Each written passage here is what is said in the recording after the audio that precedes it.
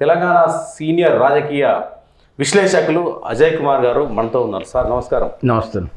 నిన్న యాంకర్ అడిగాడు సార్ కేటీఆర్ని, మన తెలంగాణ రాష్ట్ర మంత్రివర్యులు కేటీఆర్ గారిని ఒక ప్రశ్న అడగడం జరిగింది. కేసీఆర్ ఏదైతే స్థాపించిన బీఆర్ఎస్ పార్టీ జాతీయ స్థాయిలో చక్రం తిప్పనుందా, జాతీయ స్థాయిలో విజయం సాధిస్తుందని అడిగారు. దానికి కేటీఆర్ ఏమన్నారంటే, మన తెలుగులో ప్రాంతీయ భాషల్లో పుష్ప సినిమా వచ్చింది, RRR వచ్చింది, తర్వాత వచ్చేసి బాహుబలి వచ్చింది, ఎన్నో సినిమాలు వస్తున్నాయి. మన తెలుగు భాషలో నిర్మించిన ఆ చిత్రాలు జాతీయ స్థాయిలో విజయం సాధించడం లేదా? ఎందుకు అనుకుంటున్నారు మీరు బీఆర్ఎస్ విజయం సాధించదు? తప్పకుండా సాధిస్తుంది. కేసీఆర్ గారు జాతీయ స్థాయిలో నాయకులు అవుతారు అని కామెంట్ చేయడం జరిగింది. దీనిపైన మీ కామెంట్, మీరేమంటారు? దీన్ని ఎలా చూడవచ్చు? ఇప్పుడు ఒకటి ఏంటంటే, దేశ పౌరునిగా కేసీఆర్కు ఒక అంటే జాతీయ స్థాయిలో రాజకీయ పార్టీ పెట్టడం, దాని కోసం కృషి చేయడం అనేటువంటిది ఆయన హక్కు, దాంట్లో ఎవరు కాదనలేరు. కానీ ఈ రోజు ఉన్నటువంటి పరిస్థితుల్లో, తెలంగాణలో ఉన్నటువంటి పరిస్థితుల నుంచి వెళ్ళి కేసీఆర్ పారిపోవడానికి ఇంకోటి ఏంటంటే, కేంద్రం నుంచి వెళ్ళొచ్చేటువంటి ఒక ఒత్తిడి నేపథ్యంలో ఆయన కుటుంబానికి, ఆయనకు ఉన్నటువంటి అనుచర వర్గానికి ఇది ఒక రక్షణ కవచంగా ఏర్పాటు చేసుకునేటువంటి ప్రయత్నంలోనే బీఆర్ఎస్ పార్టీ ఏర్పడింది. అర్థమైందా? అయితే జాతీయ రాజకీయాలలో రావద్దు అంటే రావచ్చు, అందులో ఎవరైనా రావచ్చు. జాతీయ పార్టీలో ప్రమేయం దాని కీలక పాత్ర వహించదు కాదంటలేం. కానీ జాతీయ రాజకీయ పార్టీల్లో ఈరోజు ఉన్నటువంటి పరిస్థితుల్లో కొంత నీరుగారిపోతున్నటువంటి దశలో కేసీఆర్ తీసుకున్నటువంటి నిర్ణయం ఏదైతుందో, సరే ఊరంతా డప్పు కొట్టుకోవడానికి పనికొస్తుంటే వచ్చి ఉండొచ్చు, కానీ జాతీయ రాజకీయ పార్టీలు వివిధ రాష్ట్రాలలో ఉన్నటువంటి సమస్యలు, వాళ్ళ మనోగతాలు, వాళ్ళ ఆకాంక్షలు, ఇవన్నీ ఏమి తెలుసుకోకుండా నేను ఢిల్లీలో పోయి బ్యానర్ కడతా, మీరు అందరూ వచ్చేయరు అంటే రాజకీయాలు అంత ఈజీ కావు. రాజకీయాలంటే ఒకప్పుడు కేసీఆర్ అన్నాడు మాట, రాజకీయ పార్టీ పెట్టడం అంటే పాండవ లాంటిది కాదని. నిజంగా కూడా అది అన్నాడా సార్? అన్నాడు. ఓకే, ఇది ఎవరో పార్టీ పెడతా అని పెద్ద చర్చ వచ్చినప్పుడు కేసీఆర్ అన్నాడు మాట, పార్టీ రాజకీయ పార్టీ పెట్టాలనడము, దీంట్లో ఒక పార్టీని స్థాపించాలంటే పాండవ కాదు, అది పాండవ పెట్టినంత ఈజీ కాదని చెప్పి. నిజంగా రియల్లీ అది. అయితే మరి ఈరోజు కేసీఆర్ ఇంత హడావుడి మనం చూసినాం గత 1-2 నెలల ముందుగాల నుంచి వెళ్ళి జాతీయ దసరాకు యావత్ తెలంగాణ రాష్ట్రము ఎట్లా అంటే పండుగ పబ్బం ఎట్టుపోయిందో, ఒక అటెన్షన్, 1 గంట 19 నిమిషాలకు ఏదో జరగబోతుంది అన్నటువంటి మాస్ క్రియేటివిటీ చేసిర్రు. ప్రజల ఆలోచన అంతా కూడా పండుగ పక్క పెట్టు, కానీ ఇటే ఉంది, ఏది ప్రగతి భవన్ వైపే ఉంది. సరే తీరా చూస్తే ఏంది అంటారు కదా, ఇక మోటుగా సామెత అంటారు, కొండంత రాగం తీసేది వాడినట్టు. ఈరోజు కేసీఆర్ ఇంత హడావిడి చేయడానికి కారణాలు ఏంటి అంటే, జాతీయ స్థాయిలో ఆ రకమైనటువంటి స్పేస్ కూడా ఉంది. స్పేస్ ఎక్కడ ఖచ్చితంగా ఉంటుందని కాదు, స్పేస్ని క్రియేట్ చేసేటువంటి నైపుణ్యం నాయకునికి ఉండాలి. ఇప్పుడు ఉదాహరణకు నేను చెప్తా, తెలంగాణ మూమెంట్ ఉందండి, అప్పుడు కేసీఆర్ స్పేస్ లేదు, కానీ కేసీఆర్ చాకచక్యంగా చాలా సమర్థవంతంగా స్పేస్ని క్రియేట్ చేసిండు.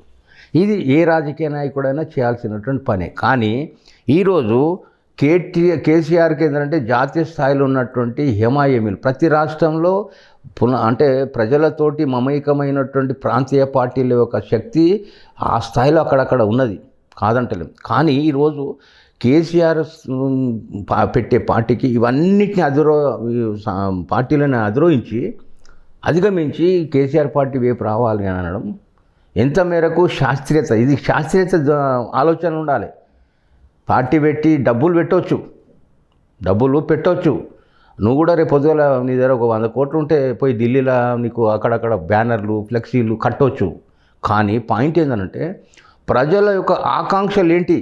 తెలంగాణ ఒక్క రాష్ట్రంలోనే ఇన్ని జిల్లాలలో రకరకాల అభిప్రాయాలు, రకరకాల ఆకాంక్షలని, 130 కోట్ల జనాభాలో ఇన్ని రాష్ట్రాలలో ఎన్ని వాళ్ళ రాష్ట్రాలలో సమస్యలు ఏంటి? ఎప్పుడు వస్తారు? అక్కడ ప్రాంతీయ రాజకీయాల వైపు మీద ఒక అసంతృప్తి ఉన్నప్పుడు డెఫినెట్గా ఇంకో రాజకీయ వైపు చూస్తారు. కానీ ఈరోజు పరిస్థితి అది కాదు కదా. కానీ కేవలం ఏంటంటే కేసీఆర్ హడావిడి ఇవన్నీ చూస్తుంటే ఈ సరే మనం ఏది ఎక్కడి నుంచి చూడాలనంటే చిన్నజీయర్ స్వామికి దగ్గర నుంచి చూడాలి. చిన్నజీయర్ స్వామికి కేసీఆర్ కొద్దిగా గ్యాప్ వచ్చింది. మన తెలంగాణ రాష్ట్రంలో అందరికీ తెలుసు అది. ఈరోజు పరిస్థితి ఏంటి, అక్కడ మూలం స్టార్ట్ అయింది. బీజేపీ ఏదో వరద మనకు వస్తుంది, ఈ వరదకు కట్టగట్టుకోవాల్సిన అవసరం ఉంది అనేటువంటి నిర్ధారణకు వచ్చినటువంటి కేసీఆర్ ఈరోజు బీఆర్ఎస్ ఒక ఆలోచనతోటి ముందుకొచ్చిండు. అయితే దీంట్లో ఆయన చెప్పినటువంటి ఒక ప్రాతిపదిక ఏంటిది, కాంగ్రెస్కు దూరం అంటాడు, బీజేపీకి దూరం అంటాడు. మరి మిగతా ఈ రెండుటికి దూరం అన్నప్పుడు నీకు తెలంగాణలో ఉన్నటువంటిది స్థానము శక్తి 9 పార్లమెంటు స్థానాలు ఒకటి. రెండోది మీకు కేసీఆర్ జాతీయ రాజకీయాలలో ఈ 8-9 సంవత్సరాలలో ఎప్పుడైనా కీ రోల్ ప్లే చేసిండా? ఉదాహరణకు నేను చెప్తా.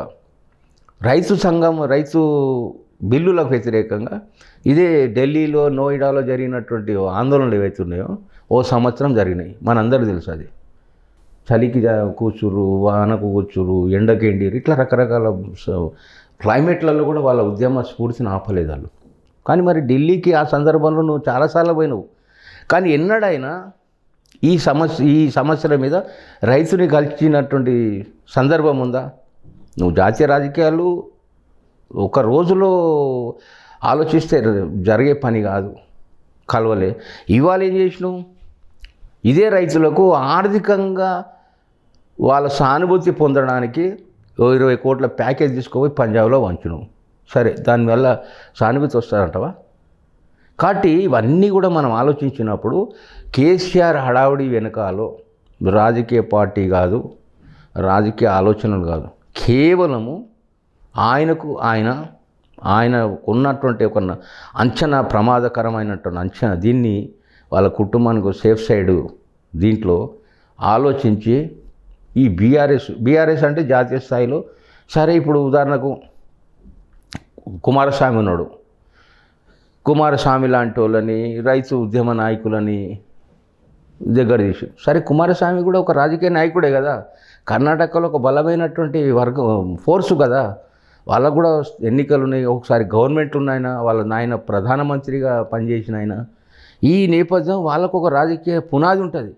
ఈరోజు ఆయన వచ్చి నీ దాంట్లో మెర్జిగా వస్తాడని ఒక పెద్ద ప్రచారం అయింది. తర్వాత ఆయన క్లారిటీ ఇచ్చిండు వేరు విషయం. ఏంటిది, అసలు ఒక రాజకీయ ప్రాతిపదిక అంటూ ఉందా?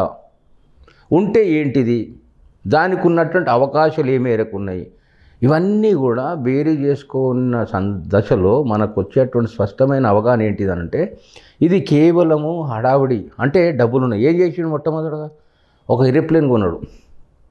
సరే, వాళ్ళ పార్టీ ఫండ్స్ ద్వారానో, పార్టీ శ్రేయోభిలాషులనో, వాళ్ళ పార్టీ అభిమానుల ద్వారానో ఇచ్చినటువంటి అదేది ఆర్థిక సహకారంతో కొన్నాడు. ఓకే, దాని మీద మనం డిస్ప్యూట్ పోవాల్సిన అవసరం లేదు. కానీ ఏం చేసి చూపెట్టిండు, ఈ భారతదేశంలో ఒక ముఖ్యమంత్రికి హెలికాప్టర్ ఉన్నటువంటి ముఖ్యమంత్రి కేసీఆర్. హెలికాప్టర్ ఉంది రాష్ట్రం తిరగడానికి. ఎప్పుడైనా ఢిల్లీ పోవాలంటే అందరూ ముఖ్యమంత్రులు వాళ్ళు ఏదైనా ఫ్లైట్లో స్పెషల్ దీంట్లోనే వెళ్ళిపోతారు, అది వేరు విషయం. కానీ సొంతంగా కొన్నాడు అని అంటే ఇతర రాష్ట్ర రాజకీయ నాయకులకు ఒక ఇండికేషన్ ఇవ్వడం ఏంటంటే కేసీఆర్ దగ్గర డబ్బు బాగుంది, 1000 కోట్ల పార్టీ ఫండ్ ఉంది అనేది. మళ్ళీ జాతీయ రాజకీయాల్లోకి ఎంట్రీ ఇచ్చాడు కాబట్టి ఆ రాష్ట్రానికి ఈ రాష్ట్రానికి కరెక్ట్ అవసరం కూడా ఉంటుంది, అవసరం ఉంటుంది, కరెక్టే. కానీ అక్కడ పని ఏం లేదు కదా. ఇప్పుడు మీరు రండి సార్ మా రాష్ట్రానికి. ఇప్పుడు ఈ జాతీయ రాజకీయ పార్టీ కంటే ముందు ఒక ముఖ్యమంత్రి హోదాలు ఏం చేసిండు ఆయన? ఉద్ధవ్ ఠాక్రేని కలిసిండు, స్టాలిన్ని కలిసిండు, మమతా బెనర్జీ కలిసిండు, సురేన్ని కలిసిండు, కేజ్రీవాల్ని కలిసిండు, ఇట్లా అందరినీ కలిసి, నితీష్ కుమార్ని కలిసిండు, అందరినీ కలుసుకుంటూ పోయిండు. సంతోషమే. ఒక సీఎం ఆహ్వానించినప్పుడు డెఫినెట్గా అది ఒక ప్రోటోకాల్. దీంట్లో పోవడము, కలవడము, వాళ్ళతో కాఫీ తాగడము, టిఫిన్ చేయడం, భోజనం చేయడం, డిన్నర్ చేయడం, ఇవన్నీ సహజమైనటువంటి ప్రక్రియలు. దీంతో ఆయన ఇప్పుడు ఒక ఒక ఆంచనకు వచ్చింది ఏంటంటే వీళ్ళందరూ నాతో మాట్లాడుతారు కాబట్టి దీని ఉపయోగం ఖచ్చితంగా ఇదవుతుంది అన్నటువంటి దీంట్లో మనం గమనించాలి. నితీష్ కుమార్ తోటి మీటింగ్ అయినప్పుడు ఏమైంది, నితీష్ కుమార్ని ఒక విలేకరు అడిగింది ఏంటంటే మీరు నితీష్ కుమార్ రాబోయే కాలంలో ఈ సంఘటనకు నాయకత్వం వహించే పరిస్థితి ఉంటుంది అని అంటే బోల్నే సక్తే మనం చెప్పలేం కదా. మైకోనవుతూ బోల్నే వాళ్ళ నేను ఎవరిని అనే మాట అన్నాడు. అనే వరకు ఆయన లేచి నిలబడ్డాడు కేసీఆర్ నితీష్ కుమార్ నిలబడడం పోవడానికి. అంటే అక్కడనే ఇంత వైరుధ్యం జరిగింది.